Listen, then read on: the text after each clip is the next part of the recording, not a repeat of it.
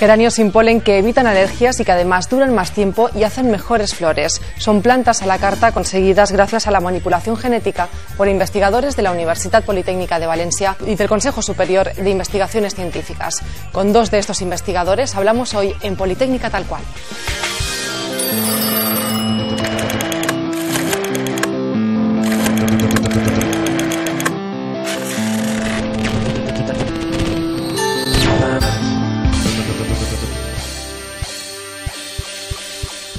Se estima que entre el 15 y el 20% de la población española tiene alergia al polen.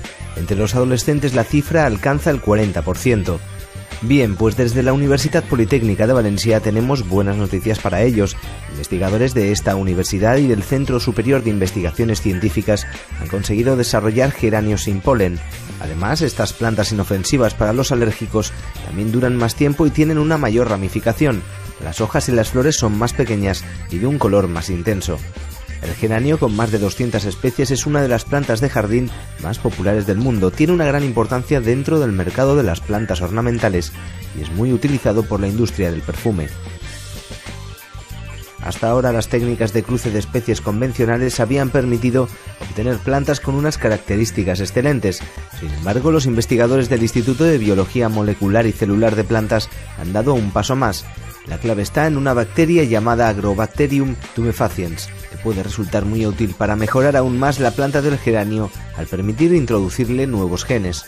Los investigadores José Pío Beltrán y Benito Pineda nos explican hoy en Politécnica Tal Cual cómo lo han conseguido.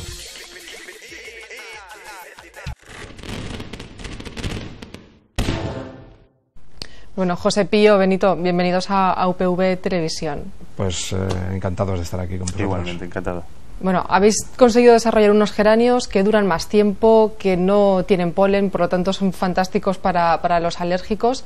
Sin duda son unos geranios, unas plantas muy atractivas. Además lo decíais que está teniendo una repercusión en todo el mundo, ¿no? Sí. Esto que habéis desarrollado.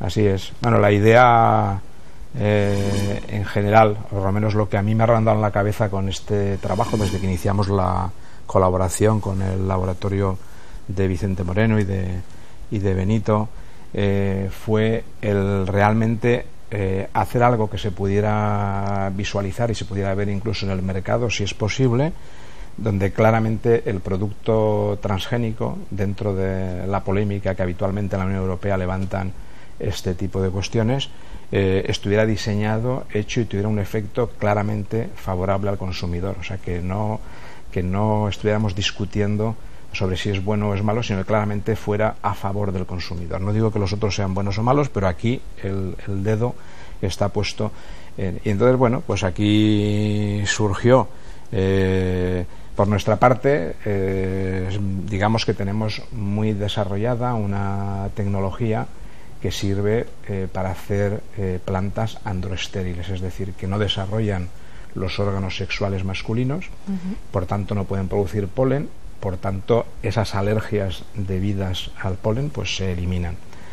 Tiene un segundo aspecto la tecnología, es que esas plantas desde el punto de vista ambiental, digamos que son más bioseguras. Es decir, son plantas que esa información que tienen no la van a transmitir a otras especies cercanas en el caso de que sean sexualmente compatibles, pues no hay información, no hay vehículo para la transmisión. Entonces son plantas bioseguras, o sea que tampoco se puede decir, caray, es que estas plantas vete a saber si este carácter lo transmiten, qué va a pasar con una especie silvestre.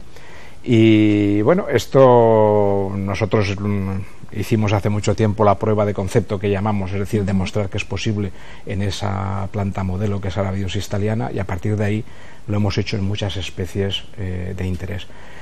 Aquí la conjunción ha sido con un laboratorio que son altísimos expertos en transformación genética y que tenían la idea de hacer un ensayo para alargar la vida de las plantas, pero además encima con el mérito de hacerlo en geranio, que el geranio no es una planta que se deje transformar genéticamente con facilidad. Entonces esto ha sido lo que nosotros sabíamos que ellos querían hacer y entonces decimos, caray, pues si vosotros queréis hacer esto y nosotros nos gustaría hacer esto, pues si lo ponemos junto, lo mismo, y así ha sido. Pero vamos, lo de hacerla que vivan más, que lo cuente Benito. Pues bueno, Benito, o sea, como decíamos, sois dos grupos de investigación distintos que habéis trabajado juntos, además sí, dentro de un instituto de investigación que es de la Politécnica y del CSIC.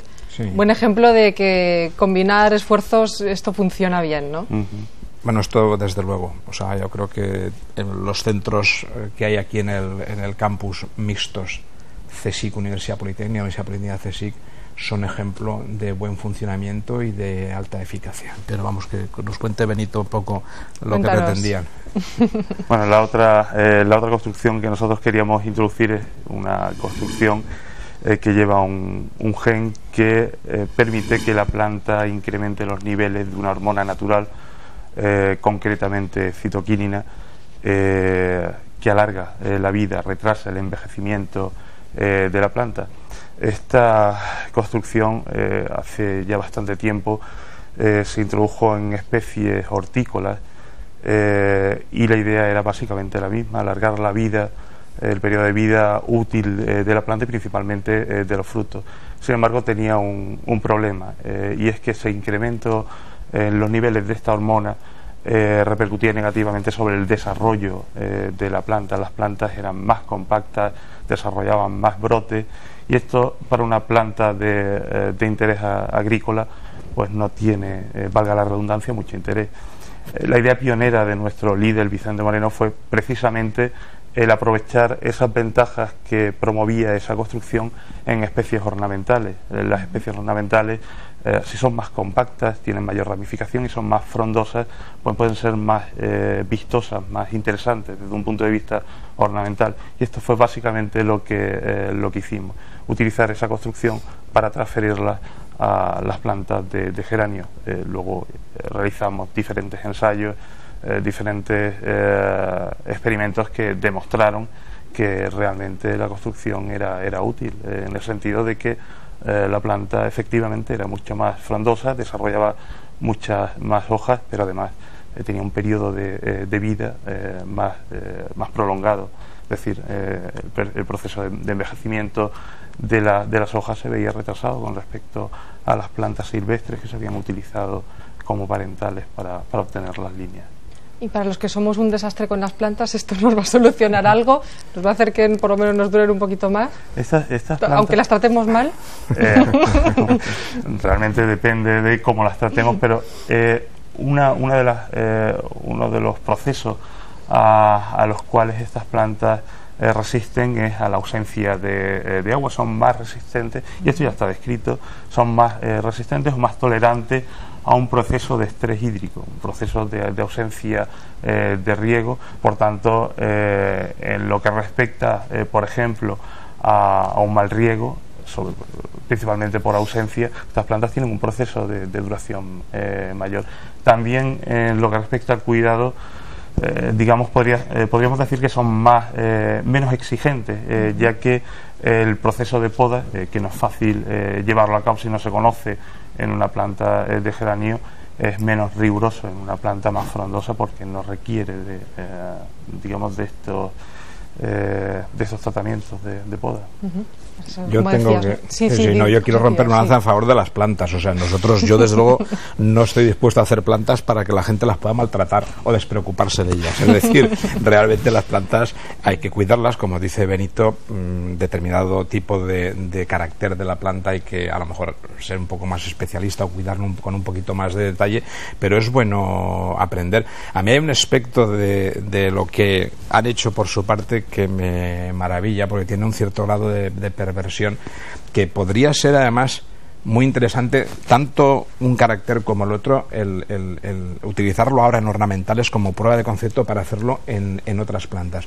Y es que, claro, ya no es la producción de la hormona que alarga la vida, es cuando estos señores diseñan que esa hormona se produzca. Entonces, lo que han utilizado, algunas veces lo hemos contado aquí, los genes se expresan bajo el control de una secuencia de ADN que dice cuándo y dónde te tienes que expresar. Entonces, aquí lo que hemos aprendido es a utilizar un regulador para expresar la citoquinina que lo que reconoce es que las células se van a morir. O sea que cuando empiezan las señales de decadencia y de muerte, justamente en ese momento que ya la planta iría cabeza abajo, es cuando el gen se enciende y empieza a liberar la hormona. Bueno, esto es fantástico. Yo estoy completamente convencido de que esa estrategia y también la de producir androesterilidad y por tanto evitar la producción de polen han funcionado muy bien en geranio, pero pueden funcionar muy bien en otras muchas especies y por tanto estamos listos ambos dos para abordar este tipo de cuestiones en otras especies ornamentales, que creo que va a dar muchísimo juego.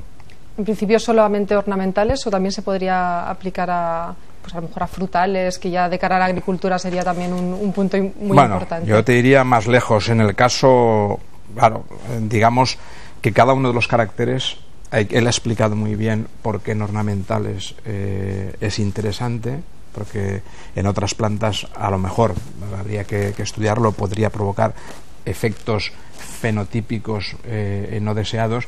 Yo desde luego por la parte que le toca la androesterilidad ya llevamos mucho tiempo dándole vueltas y podría servir para muchas cosas. Por ejemplo, en las ciudades normalmente los árboles ornamentales que se utilizan en determinadas épocas del año liberan cantidades ingentes de pólenes que provocan muchas alergias.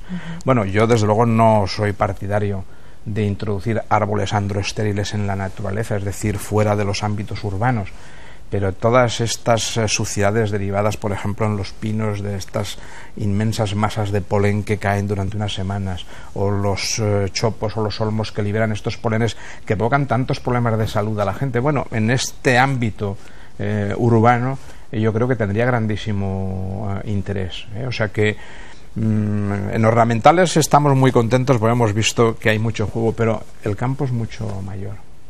Y el hecho de los alérgicos, o sea, no solo hay alérgicos el que compra la planta, sino también los trabajadores que están en los viveros. Es muy interesante porque el porcentaje de alérgicos que hay en la población es bastante alto. Sí, y además los que trabajan en los viveros por alguna razón están más expuestos y en vez de estar más protegidos desarrollan con más facilidad mayor porcentaje alergias en el caso de las ornamentales. Luego tampoco esto es la panacea, es que hay especies que no se dejan transformar. Por ejemplo, un árbol que se utiliza como especie ornamental y que provoca unos problemas tremendos de alergias es el olivo. Claro, dice, oiga, no me plante usted en el campo olivos androestériles, nos quedamos sin aceite y sin aceituna.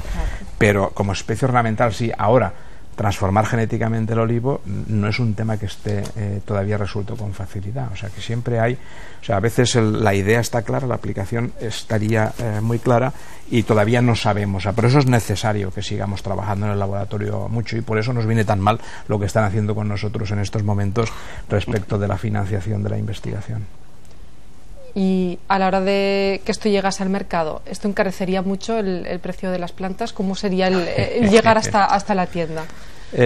Bueno, todo eso siempre es relativo. Por ejemplo, con estos dos caracteres, desde luego no habría ninguna razón para que fueran mucho más caros. A mí se me ocurre otra aplicación que probablemente se encontraría con la oposición de los productores que venden los geranios, y es que todo el mundo sabe que los geranios que hoy se comercializan prácticamente todos o la mayor parte de ellos son susceptibles a una enfermedad causada, a un daño, a un ataque producido por una polilla que agujerea los tallos, luego entran hongos y esto se ve en casa, se ve el tallo ennegrecido y la planta, o sea, es raro que un geranio sobreviva de una estación a la siguiente, ¿no?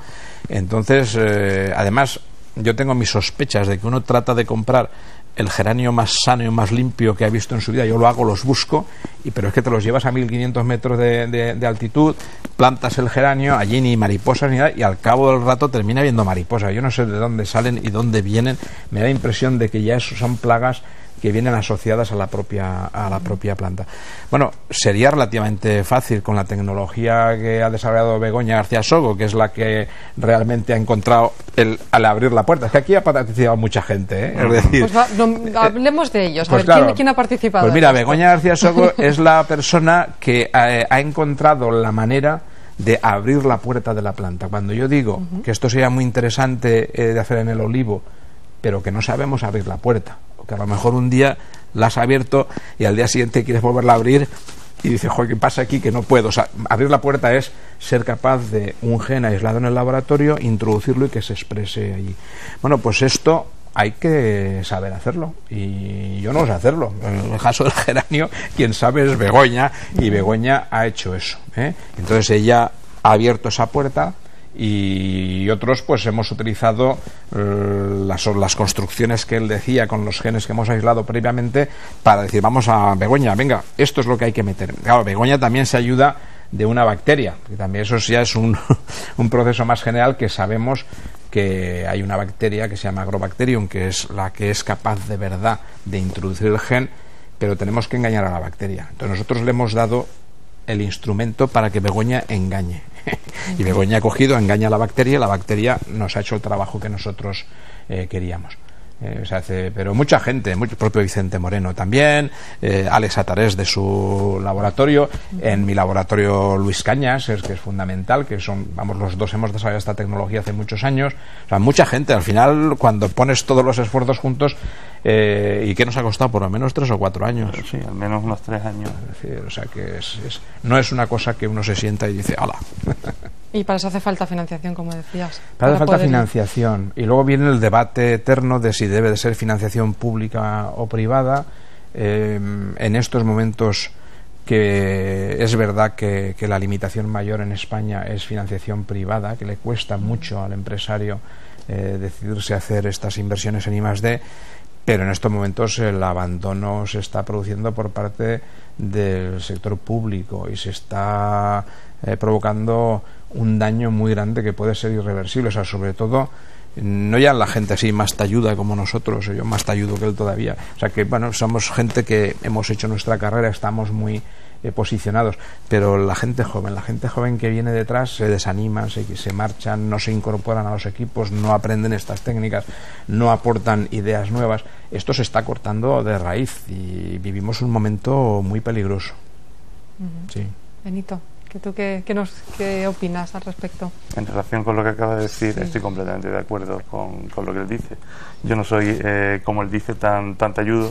Yo creo que estoy entre los jóvenes también. Y bueno, estoy completamente de acuerdo. Está claro, no solo el hecho de que haya jóvenes que no aprendan estas tecnologías, sino personal que está siendo preparado con algunas, con becas, con las pocas becas que hay, y que luego no tiene otra opción que irse porque no puede continuar su carrera investigadora en este país. Eso sí que está pasando, y se están yendo con las tecnologías que aprenden en este país. Bueno, y de este trabajo del que hoy estamos hablando, estos geranios que duran más tiempo, que no tienen polen, ¿en qué momento de la investigación estáis? ¿Seguís trabajando en esto? Bueno, a mí lo que me gustaría es, digamos, hemos demostrado que lo podemos hacer, que tiene unos fenotipos interesantes. A mí me gustaría, esperaría que algún productor se interesara y estuviera dispuesto a pasar por el proceso largo que hay que seguir para conseguir la autorización de cultivos transgénicos en la Unión Europea. En este caso concreto, pues no estamos hablando de algo que se coma, por lo tanto, pues hay una parte importante de la prevención que se elimina, y estamos hablando de plantas bioseguras que no pueden transmitir el polen. Debería de ser posible el sometidos a todos los controles. La Comisión Nacional de Bioseguridad tendríamos que hacer ensayos de campo, tendríamos que demostrar que las plantas tienen fenotipos estables. Bueno, esto se podría hacer y en teoría se deberían de poder poner al mercado. Es un caso sencillo. Antes, cuando me preguntabas y te decía que probablemente había algún otro rasgo que sería muy fácil de introducir y que ya no tengo tan claro que interesara a las empresas, sería justamente el introducir un gen para hacer que el geranio produzca el insecticida que no deje penetrar a la polilla. Efectivamente. Pero eso conseguiría que los geranios, el BT, esto serviría para que los geranios fueran de generación en generación y ya no tendrías que estar comprando el geranio cada año. Ya no sé si a los que fabrican los insecticidas ya no les interesará bueno, tanto, o a los insecticidas y a los que venden los geranios, porque ya les viene bien que les compres el geranio cada año. Claro. ¿Y en qué más estáis trabajando ahora mismo? Realmente yo creo que tanto el laboratorio de José Pío como nuestro laboratorio, que como he dicho antes lidera Vicente Moreno, trabajamos en muchas líneas diferentes. Pero bueno, en lo que respecta digamos a los genes que hemos transferido, yo me gustaría decir también, bueno, José Pío lo sabe, que se han obtenido, por ejemplo, tanto con una como con la otra construcción, la que prolonga la vida de la planta, como la que inhibe el desarrollo del polen, otras plantas ornamentales que son muy interesantes, y en esto sí que llevamos bastante tiempo ya trabajando. Bueno, me parece interesante, me parecería interesante que pudiéramos seguir colaborando conjuntamente, como ha dicho anteriormente, en obtener nuevas ornamentales que pudieran ser interesantes para el sector ornamental, para el público. Pero justamente en esa actitud de facilitar el que las cosas que nosotros sabemos hacer en el laboratorio lleguen a la sociedad y lleguen tanto a las empresas como a los ciudadanos, nosotros estaríamos encantados de que después de haber mostrado este trabajo y que todo el mundo puede ver lo que podemos hacer, que viniera la gente con problemas concretos que tienen. O sea, nosotros, yo hay alguna especie con la que hemos colaborado y tal que ni siquiera la menciono, porque luego uno se lleva el susto de que cuando trata de proteger el resultado, porque estos resultados hay que protegerlos, pues te dicen, no, es que este adelanto carece de novedad porque usted ya lo contó en tal sitio. Yo te puedo asegurar que hay otras especies ornamentales en las que hemos hecho este tipo de trabajos y todavía no han salido a la luz. Pero eso no quiere decir que seamos nosotros los que queremos decidir todas las especies con las que trabajamos. Es decir, estaríamos encantados, o sea, de que venga ahora un productor de una planta ornamental que tenga este problema de que tiene dificultades para comercializarla porque provocaría muchas alergias, que no se vendería bien, y que venga y que nos diga, oiga, ustedes me pueden estar encantados de abordarlo. Nosotros, sabéis, en el laboratorio llevamos mucho tiempo trabajando con especies hortícolas también, con leguminosas en desarrollo floral, e incluso con temas derivados de la ancestralidad en tomate, que sirve para el desarrollo de frutos sin semillas que tienen otros intereses. Pero es que en su laboratorio también trabajan mucho con tomate, o sea que realmente hay muchas líneas en las que somos complementarios y podemos unir esfuerzos para hacer cosas. Pero no queremos tener el monopolio. Nosotros somos servidores públicos. A él le paga la Universidad Politécnica, a mí me paga el CSIC. Pero yo no quiero tener el monopolio de la decisión de en qué quiero trabajar. Me gustaría trabajar en cosas que sean útiles, y tiene que haber gente que la financie, el sector público, el sector privado. Abiertos estamos. Muy bien, pues desde aquí lanzamos el mensaje, que vengan y que pidan soluciones, ¿no? Claro que sí. Muy bien. Pues José Pío, Benito, muchas gracias por haber estado con nosotros en Politécnica Tal Cual. A ver, Michelle, gracias a vosotros por vuestro interés. Ha sido un placer. Y a todos vosotros también muchas gracias por habernos acompañado en un nuevo programa de Politécnica Tal Cual. Nos vemos en el próximo programa.